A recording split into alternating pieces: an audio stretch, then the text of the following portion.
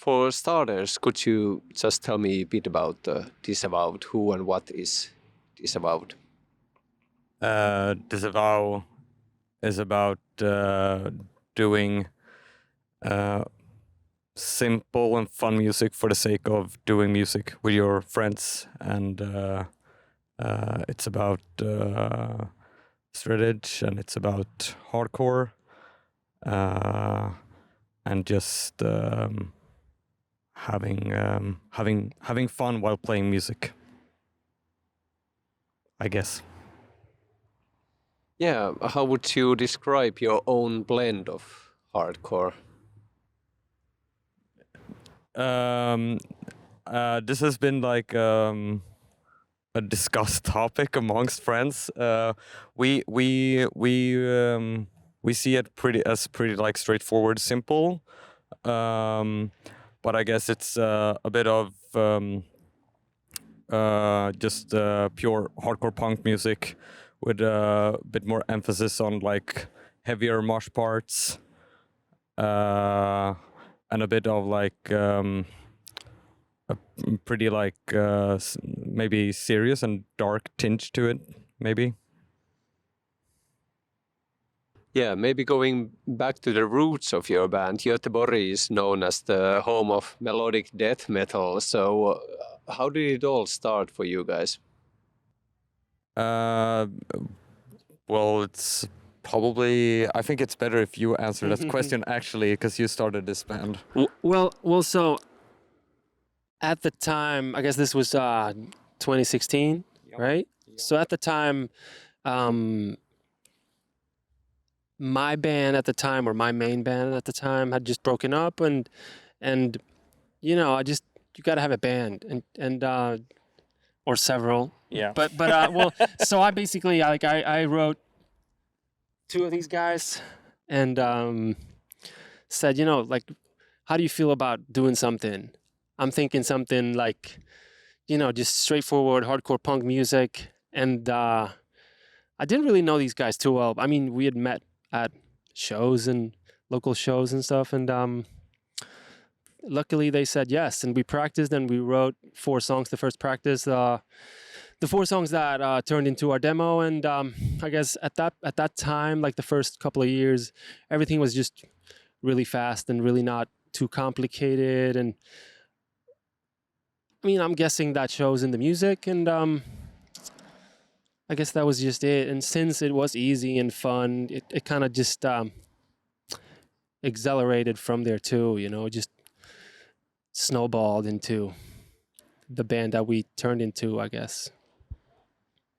The new EP, On the Verge, that came out just in May, came, well, roughly 4 years after the album. So, you know, when and how were these 4 songs written? We started writing some of the songs during like early pandemic era, I think. And I think like many bands, we had like some sort of ambition to write music and be productive during like this down period. And like many others, it turned out to not go that way. So we when things started happening again, we just like started going through like the like big pile of demos that we had laying around, and just picked like our few favorites, and then yeah, we worked it out in rehearsal space with Robin, and then when Eli came up to record the music, we sat in our studio basically like 24/7 before going to play some shows, like working out the kinks and the vocals basically.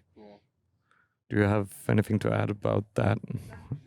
No, I mean, like you said, when the pandemic started, everything obviously kind of stopped, and we went from being quite an active band and enjoying playing shows. And then it all kind of had to stop. And I think that got rid of some of the motivation, maybe to write new stuff, or at least to finalize it into releasable recordings. But then eventually we decided that we have so many demos, let's just put some, like go to the studio. Let's just go to the studio and record them. And we did. And it's the Studio Ruinen in Gothenburg that Anton also works in. So that's very convenient. We just did it all DIY. And we were very pleased with the results. We just banged it out and went on tour shortly after. Is there kind of one source of inspiration, or what are these 4 songs about? What inspired you during the difficult time? Like one of the songs were originally meant to be like some sort of like optimistic take on feeling miserable or like feeling stuff, and that stuff will like eventually like turn around, like even the bad shit ends eventually. But then it's kind of like it didn't shape up that way in the end, because I guess when it came time to like finalize the songs, it didn't really feel that way. And I think a lot of the songs kind of reflect my own like reflections during the time of having like being forced to like slow down and like think about some stuff, and how you operate. And some of the songs were like where the lyrics were written on the cusp of me just trying to do too much at the same time, from have not been able to do anything at all, and just how that like affects your sense of self a bit. So that's been like the most of the lyrical, like basically all the lyrical inspirations for Disavow is like mental problems or mental issues, and how society sometimes supports those mental issues to keep affecting your life negatively, and how like that can sort of be a source of inspiration to try like taking care of yourself is like a sort of rebellious act in this world maybe. So yeah, those 4 songs are like basically about feelings about that. The long answer. Yeah, I'd say like, yeah, that's the take on the lyrical aspect, which Anton is the main writer of. And music-wise, I feel like maybe we're toning down a little bit on the darky, spooky, melodic part that we have featured in our full-length album quite a lot, and just doing more, yeah, just straight up hardcore. And it's just been a natural development from us. I think whoever checks out our discography from start to stop is going to see a very natural progression on how we, yeah, function. Yeah, this is actually very interesting stuff. So I don't want to drill for nerve in here, but if you would like, would you still maybe tell like a story of one of these 4 songs? Like how did it all happen and how did it start? And I don't, which one would that be?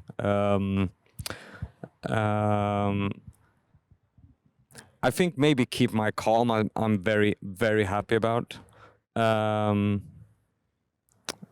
because it's not like a specific story about it, but it's just the feeling of when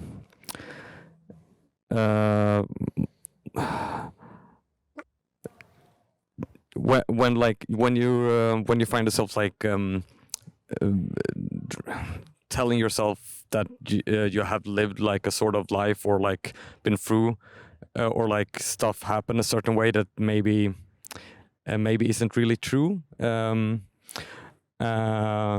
that, like the anxious inner voice takes over a bit, and the struggle with like just breathing through that and try to see it as it is, like just a temporary feeling that will go away, and how often it's like how easy it is to fail with that. So yeah, that's one of the songs. There's not many like specific stories tied to them. It's just general feelings and thoughts. Yeah, I think like when we made the songs, it wasn't that there's nothing crazy about it. It's usually it's Matthias who has a demo already made. Basically, usually it's like full on songs almost, and I know more than one. Wait 1 second here. Oh, good. And I'd say we're quite known, or at least I would say so, for writing stupid riffs. And I would say that on this EP, Matthias has truly outdone himself on stupid riffs, like insanely strange and annoying riffs. Refining the art of stupid, Yeah. personified. Well, I tend to think most people I meet, most bands I see, the people behind these bands, like most of the time they actually like they play their instrument like they are as people, you know? If you're a person with a lot of energy, that's going to come through in your music, or in how you perform and play your instrument, all right? So with that said, writing stupid riffs comes naturally for someone who's a bit of a fucking idiot. It's that easy, you know? Yeah. It's I agree. It's not agree. sophisticated. Yeah. You know, it was never meant to be. It's just supposed to be primitive, honest, and you know, I'm not a complicated man. I just want to write simple music that speaks to people. And if it does, that's beautiful. If it doesn't, that's cool too. We don't care. I gotta say, like the one thing that I think we are pretty good on as a band is boiling down to like the meat of it. Like don't put like a lot of fuss or like makeup on whatever you're doing. It's just like if I come with a verse that you guys are like, this is way too wordy, what's the point? That word is the point. Okay, that's the refrain. That word is the refrain. And I think that's kind of like made our sound a bit. Yeah, we're good at just keeping what's important, I'd say, and what's interesting.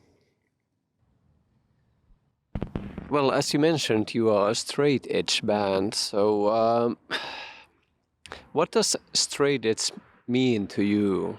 We will talk about straight edge even more, but let's start with what it means to you guys. To me, it's been like a personal choice that made it a lot easier to make choices that makes me feel better on how I live my life, and it's also been a way to not participate in like a destructive cycle, I'd say. Yeah.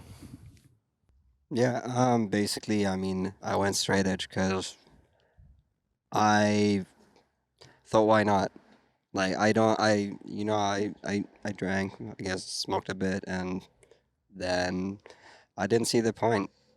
So I stopped, and then I did it for no other reason. And then I felt a sense of community with the straight edge people, which is very important when finding a sense of belonging. That's also a reason why people join the hardcore scene, because they feel like outcasts or whatever, and they find more freaks just like them. So within this pile of freaks, there are even freakier freaks, and they are straight edge. And I feel like I'm one of them. So mainly it's a personal choice, but of course I see it as an act of solidarity to not participate in the alcohol culture or drug culture that is so, well, yeah, destructive, as you said. I mean, it's not being a part of it, then I feel you gain more empathy for people who may be affected, maybe not because they themselves are participating in this, but maybe people around them. And I'm sure you can read our lyrics, for example, in song Abstain, and you'll find that it checks out with what we believe in.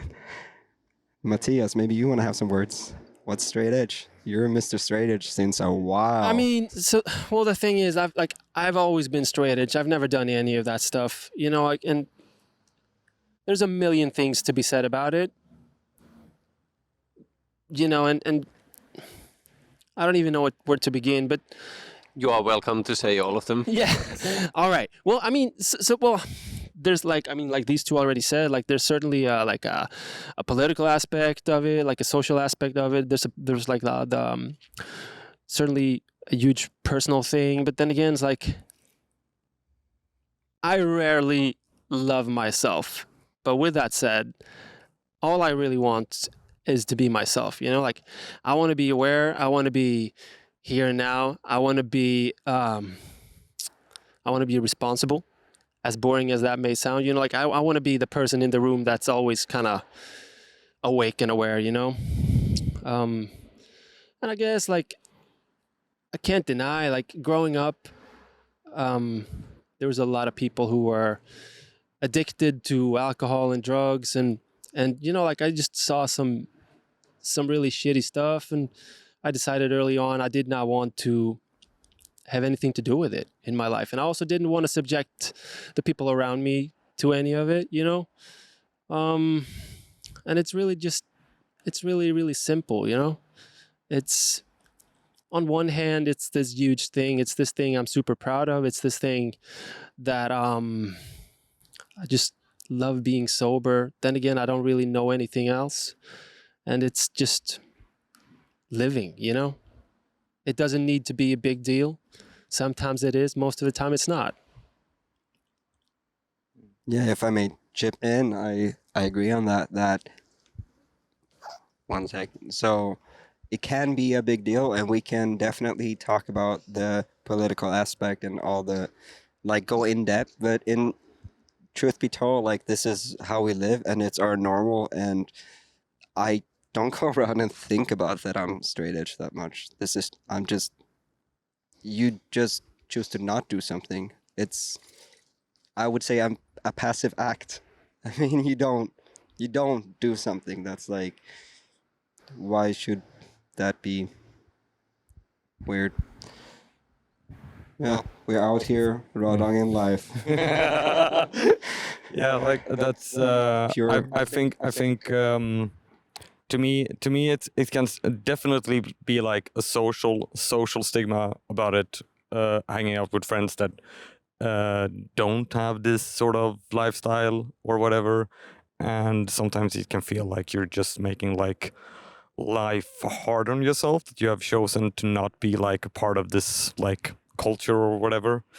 But then again, you come across like a situation or whatever that you see a friend that might have like some common traits with you, about like anxiety or whatever, and you just see them like fucking up their life constantly, and it's almost always like it's not exclusively like drugs and alcohol, but it's like it's a bigger problem underneath that, but they've chosen to just like to like handle their problems that way, and it's kind of reaffirming to see. It's kind of reaffirming my choice, that I feel like I could have easily been that person, maybe, if I choose to deal with my issues that way. So that's like the personal bit of it to me. Like it can be some days it can be like I don't think about it. Some days I think about it way too much. But all in all, I'm just like I'm pretty stoked about it. Especially when you like see that it has like some sort of positive. Sorry, I'm gonna go long now, but like it's when you see that it has like a positive like effect on other people in your life. I've seen like family members be like go from being a bit skeptical to like be very happy about me making that choice.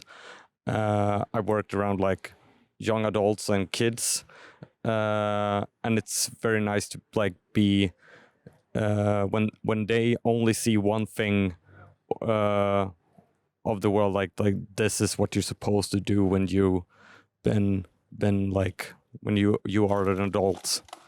And it's a lot of talk about like maybe not it's a lot of talk about to kids about don't do this and don't do that, and it's I think it's pretty nice to actually meet an adult that actually walks the walk when they grew up also, and it's not just empty words. So yeah, that's. Well, I mean, I think one of the a very important thing is you have no idea who in the room is a sober alcoholic or an addict, and you have no idea who's got like a childhood trauma related to addiction or alcohol or whatever. And the thing about being straight edge is you can be that person for someone else in the room. You can be the sober person. You can be the person that makes that other person feel less alone. And I have no idea. I'm sure we've all been that person quite a lot in our lives without knowing it. It's not much. It's like it's nothing you do actively. But if I can be that person, I want to be that person. You know what I'm saying? How do you see the straight edge scene at the moment in Europe, in Sweden, and maybe in Göteborg? Is there a scene in Göteborg? In Gothenburg, it's fucking awesome. Like it's actually like started to be cool to be straight edge again, which is fucking awesome. Like it's not that we are just like not just these like 25 plus 30 plus year olds who X up, but they're actually like kids showing up, starting new bands that all like many of them have like just embraced this idea. This is like this new like a concert group and that films shows and shit in Gothenburg that's called X Up, and they are everything from like 13 to like 20-year olds that just like fully embrace this shit. And to be honest, like a lot of people can go on about well, it's gonna last or whatever. But like, I'm just very stoked that this sort of culture can mean something to someone at a time in their life, if it's forever, like, or if it's just this moment. I don't really, I don't really put that much weight in that. Personally, I just think it's nice to see that people are inspired, but by the whole thing about not like basing their entire life around drugs and shit. Here we go. Yeah, no, like honestly, right now, maybe I'm out of the loop, but I don't know if there's You're a that fucking poser. much straight edge going on in Sweden outside of Gothenburg. Like even, yeah, There's Johnny. like, I don't know. I feel that there's It's quite an a bit. emergence. Yeah, maybe. I think there's quite a bit, and I think in Gothenburg, it's particularly prevalent because there are so many like young adults that fucking love that shit, us included. Yeah, but rest of and Sweden. So I think it shows a bit more, maybe, but I don't know. Like, I'd to be say- honest, if I think about like any other like straight edge person that's not around like Gothenburg or like Jönköping, which is like a small city outside, it's like you need to go to Stockholm to find like Barely. an any. adult Yeah. who's still straight edge. Yeah. That's basically So, like that's what I know, but I don't know. I don't live in those cities, so Yeah, I mean, it could be that we're out of the loop about that. I mean, now there's kind of a reemergence of hardcore scenes popping up around Sweden, so that's really cool. And I guess along with that will come straight edge. That if it's young adults getting involved, right? Like as of right now, I don't think there's too much straight edge going on around Sweden, but there is definitely potential for a reemergence, I would say. I mean, what's happening in Gothenburg right now is insane, and I think that's gonna spread around Sweden, to cities that haven't been really of importance in quite some time now. Out in Europe, honestly, I don't know. What's I up? have no clue. I Like, have not heard much yeah. about straight edge around Europe right now. Yeah, like no, I It's like America. yeah, It's the yeah. US. That's basically the straight edge bands that I know Yeah, are it's American bands. in the U.S. Maybe some in England, and I have like friends in Germany that are like straight edge, but most of them don't even like play hardcore music. They've gone on to like do black metal stuff, and so I don't know. Yeah. So that's our take on straight edge Yeah. around. Can just I just need to say this, that it's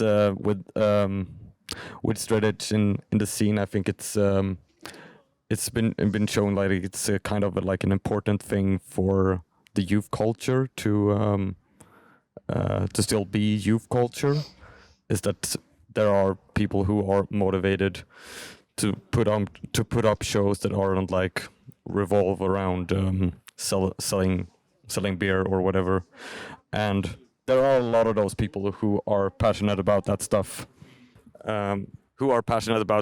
in Gothenburg and Sweden, who aren't even straight edge, and I think that's a good sign of just like loving the subculture to heart. What are kind of the issues that are on top of your mind in 2023?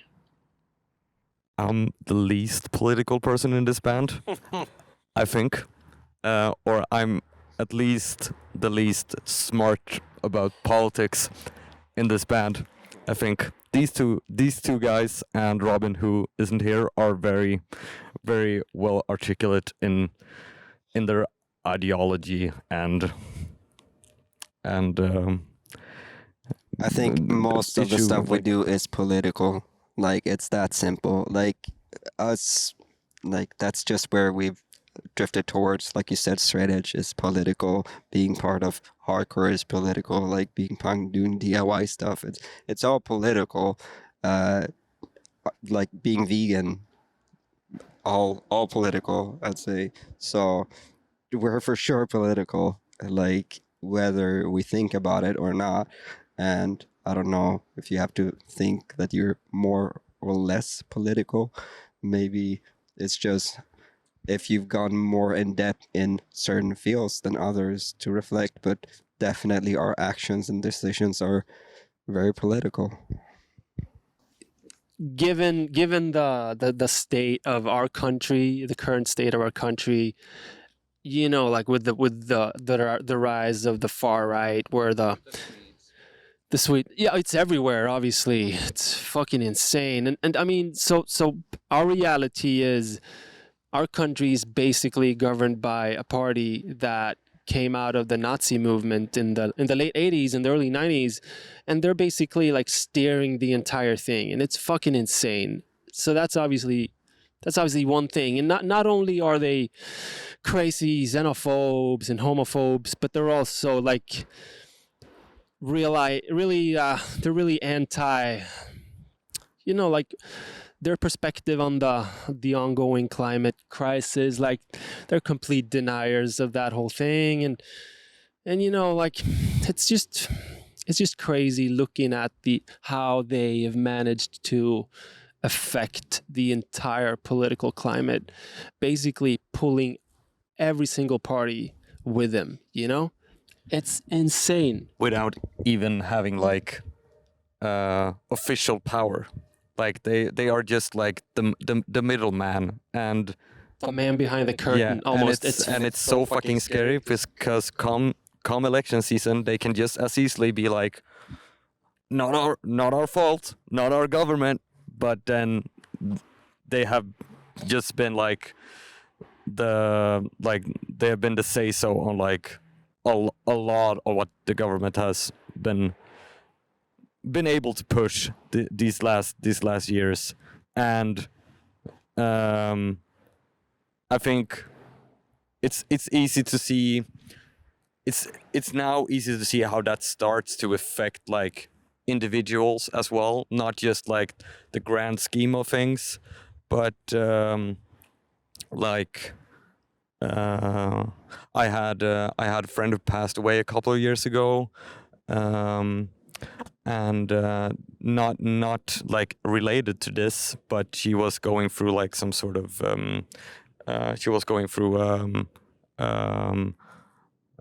what's it called,